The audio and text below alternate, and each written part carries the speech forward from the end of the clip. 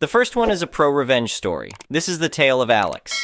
Alex was the warehouse manager at a large hospital. This hospital had been built in the early 2000s, right in the heart of the city. There was a sports arena on one side, a courthouse on another, and several schools on a third side. Additionally, there were military barracks and 2 other medical facilities nearby. Needless to say, the streets were constantly clogged with vehicles searching for parking spots. One morning, as Alex opened the gate to the loading dock, he noticed a tiny car parked in the hospital's inner courtyard, perilously close to a massive 2,000-liter liquid oxygen tank. Those tanks were no joke. Of course, this was strictly prohibited for several reasons. This was private property. The courtyard had been designed before the era of 35-ton trucks, making maneuvering already a challenge. Liquid oxygen is highly explosive, and a car or truck striking the tank would be a catastrophic hazard. It was a small, Italian-made car with no identifying marks, but it was the kind commonly used as a secondary vehicle or for navigating the narrow roads of the Dolomite Mountains.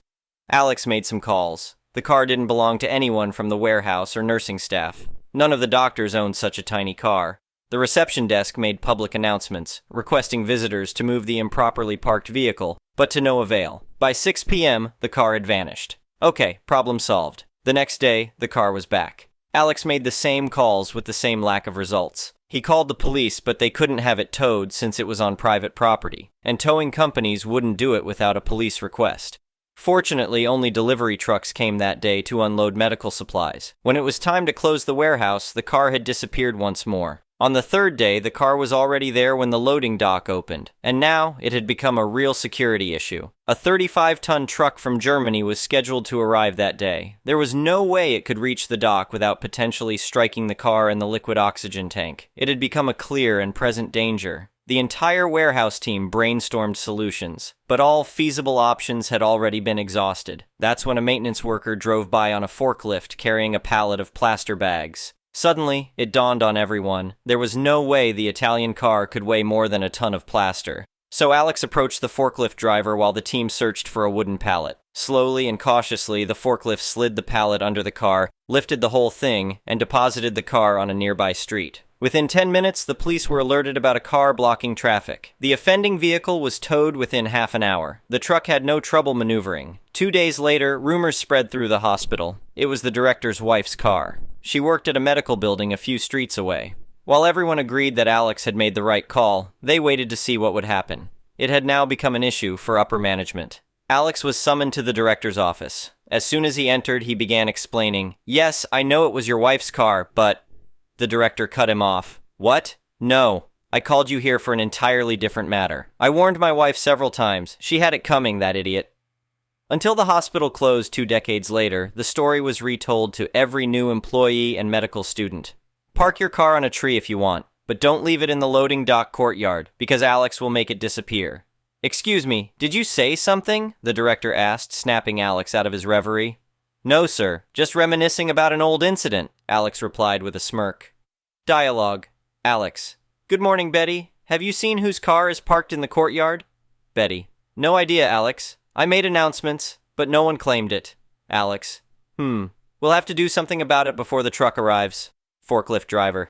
"You need some help with that car, boss?" Alex. "Actually, yes. Think you can lift it onto this pallet?" Forklift driver. "Sure thing, just be careful." Police officer. "We received a report about an abandoned vehicle blocking traffic." Alex. "That would be my doing, officer. I had to move it from our premises." Police officer. "Well, I'll have it towed then. Thanks for letting us know." Director. "Alex, my wife told me what happened. I'm sorry about her carelessness." Alex. "No worries, sir. Just doing my job to keep things running smoothly." Director. "Still, you had my full support. That stubborn woman needs to learn."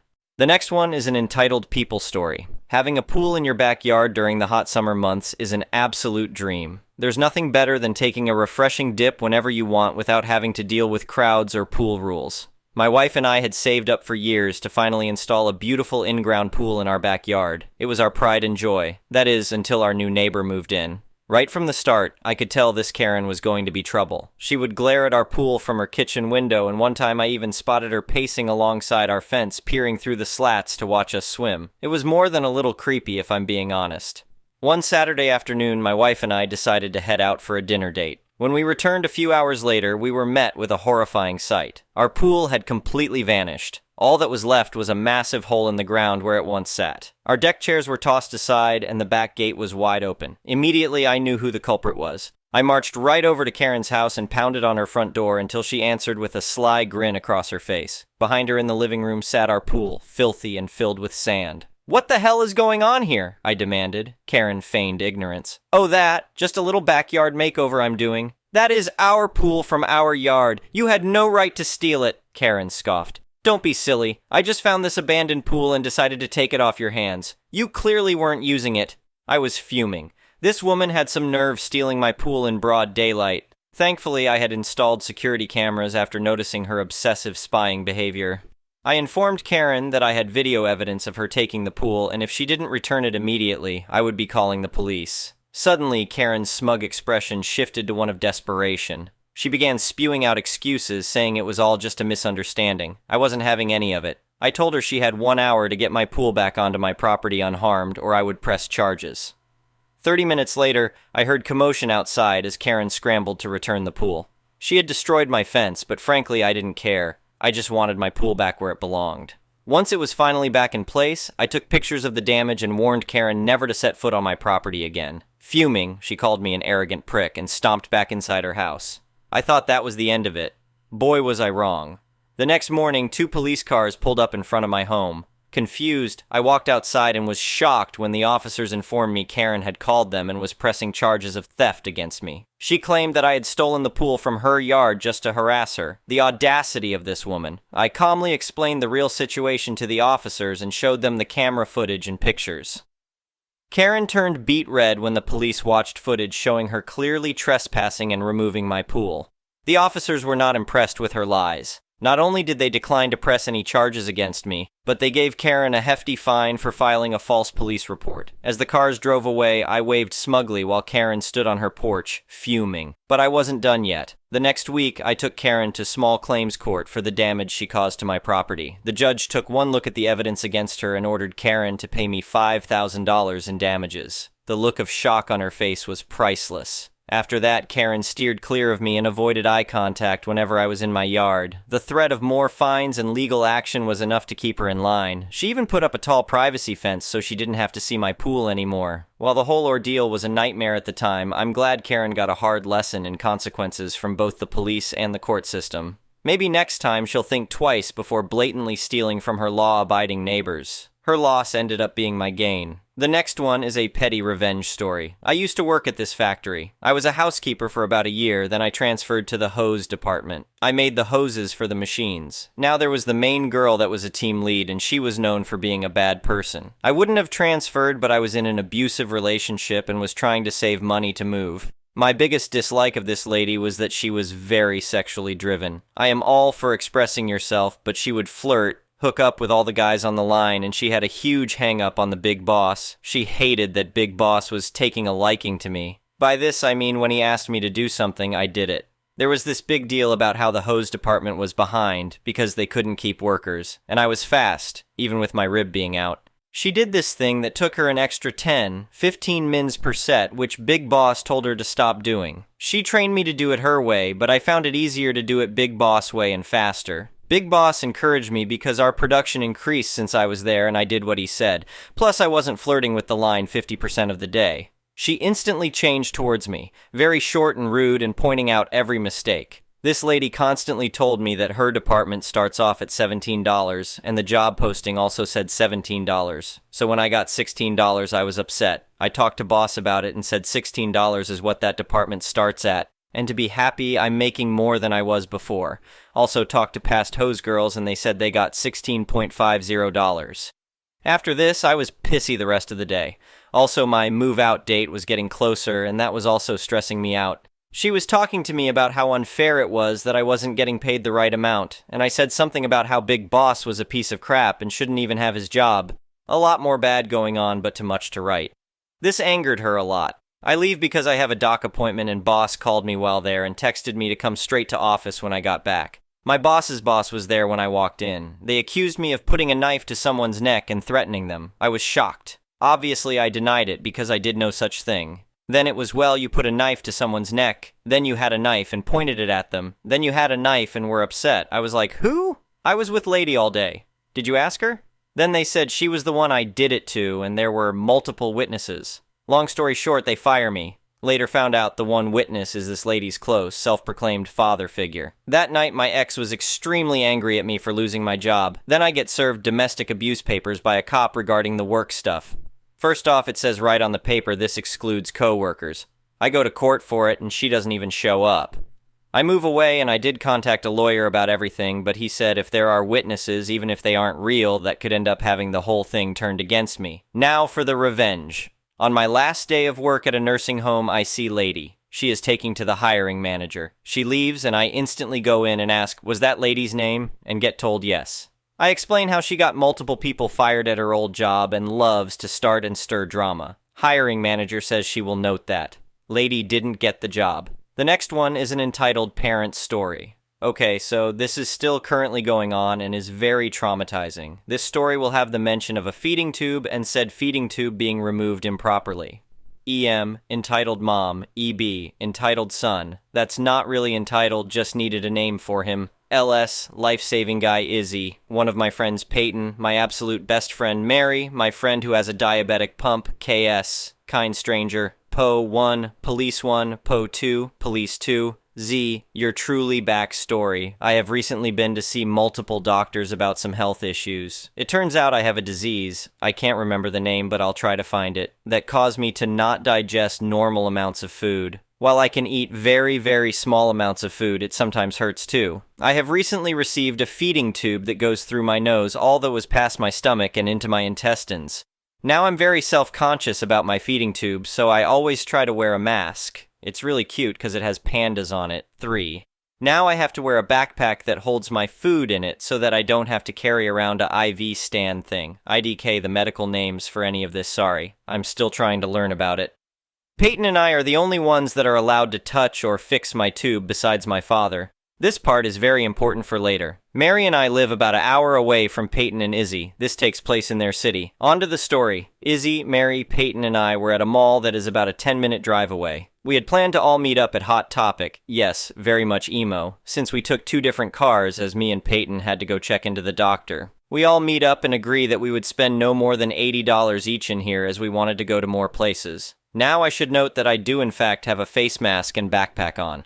Peyton and I were looking at the jewelry, trying to see which hairpins would look the best, Harry Potter or some cool dragon ones. We went with HP. Behind us, we hear a whining from someone that sounded far too old to be whining. I look behind us and see a boy of about 7, 8 on the floor throwing the stuffed animals they have set out. I just look at Peyton and we both just laugh and continue on our nerdy shopping. We end up spending a bit of time looking at the shirts. This is where the EM and EB come in. When I feel a sharp tug on my backpack. Quickly, I turn around, thinking that I hit someone with it on accident since it was a small area. This is how the dialogue went to the best of my memory. Some is from Mary. Eb, hey, why are you wearing a mask? Are you dressing up early for Halloween? Z, no, sorry kid, I'm not dressing up. I need this mask because I don't want to get sick. I tell people this because it's much easier than trying to explain that I can't eat, and most people have seen a doctor's mask before. Eb, well, can I try it on? I promise that you won't get sick. I just got a shot yesterday. Z, no sorry kid, I don't let people wear my masks, but they sell some over at that store points across the walkway. Eb, looks kinda sad but instantly smiles when I say that he could go find some okay thank you. He runs back to his mom and eagerly points to the store I pointed out. Peyton and I go back to shopping when the rest of the group show up, saying that we should hurry up as we wanted to see one more store before we ate. We check out and head to the store I pointed out, which just happens to be an anime/Japanese store. Now you should know that my insurance covers the cost of any masks, tape, or backpack that I buy. I just have to use a special card to buy it. Peyton and I head straight there to look and pick out a few since I only have 3. We find a few really cool ones, such as an Iron Man arc reactor, a Thor one, a Nightmare Before Christmas one with the hill, a Oogie Boogie, Nightmare Before Christmas, and a black lace one. As we were getting ready to go check out, I see a supernatural one. It had an anti-possession symbol. I grab it as it is my favorite TV show. That's when Peyton and I hear aloud, EM. I was gonna get that one. Don't you think you have enough? I don't know how you can afford them anyways, as you're just kids. I'm 16.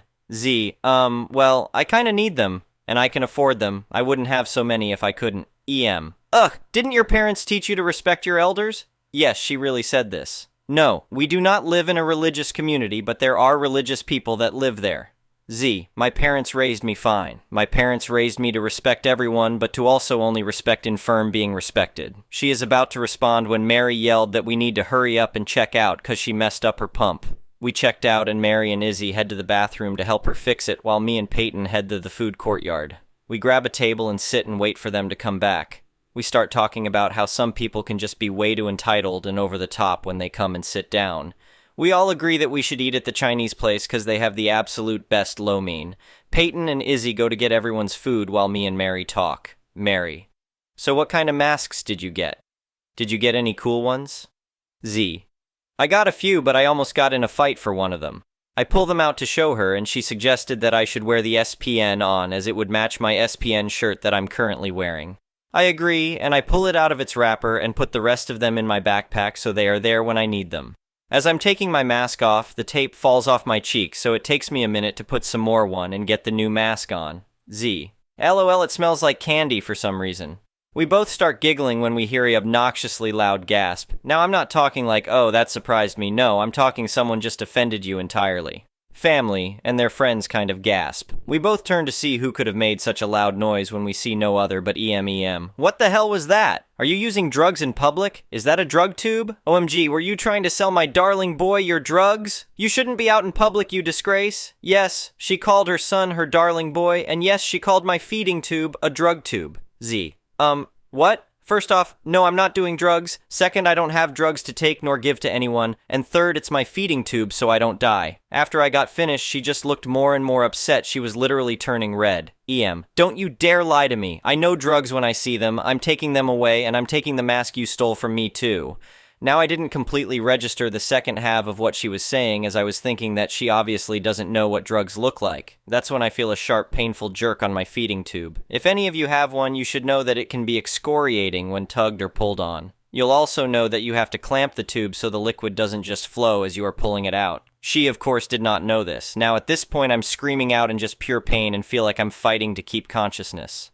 Now at this point, this is when I lose old focus on my surroundings, so I had to get Mary to help me remember. I had apparently dropped to my knees as she is still pulling my tube out. At this point, it's so far out that I'm basically breathing in the fluid. I finally pass out from either the lack of oxygen, the pain, or a combination of the both. Now, from what Mary told me, she tackled the EM to the floor to get there to stop. At this point, the entire food court is looking in on horror, but none of them do anything until LS rushes over to perform CPR on me. But this time, Peyton and Izzy have heard me screaming and came running back over. Izzy helps hold down the EM, who is screaming that she's going to sue us and get us thrown in jail. Peyton is on the phone sobbing with an ambulance. LS saved my life. It's so scary to think that if he didn't help, I wouldn't be here. As I started to breathe again, Peyton swears that she could hear everyone's sigh in relief. A security guard and 2 police officers come and take me away from us because it looked like all 3 of them could kill her at any second.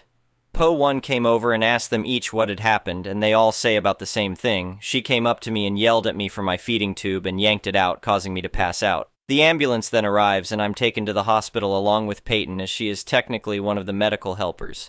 Izzy at this point has called my father and told him everything and driving as fast as he could to me. Now all I remember from here on out is from me, so it's a bit weird. I woke up in a hospital bed in extreme pain that I almost pass out again. I look over and see Peyton and my dad smiling at me and just crying their eyes out. Now if you know me, you know I hate serious situations and always try to brighten things up. Z. Hey, I'm not dead yet. You can get rid of me that easy. They both kind of laugh that sad but relieved laugh. Well, the next few days after that, I'm in and out of consciousness. It's a full 4 days before I can stay awake for extended periods of time because of the pain medium on. Turns out that when EM pulled my tube out, she didn't realize that it could be a $5,000 fine for messing with medical equipment without training. I found out that when she pulled it out, it caught a slight cur in my stomach and scraped on the way up, but surgery isn't needed, I just need to rest for a while. So it turns out that me told Po too that she tried to take them away because I was disrespectful and stole from her. When my dad heard that, he decided that instead of just pressing charges, he would try and ruin her. I'm currently writing this still in the hospital. Our court date is sometime at the end of the month. I'll update after that happens. Thank you for watching. I would really appreciate it if you could like the video and subscribe to our channel if you haven't already. We'll see you again tomorrow.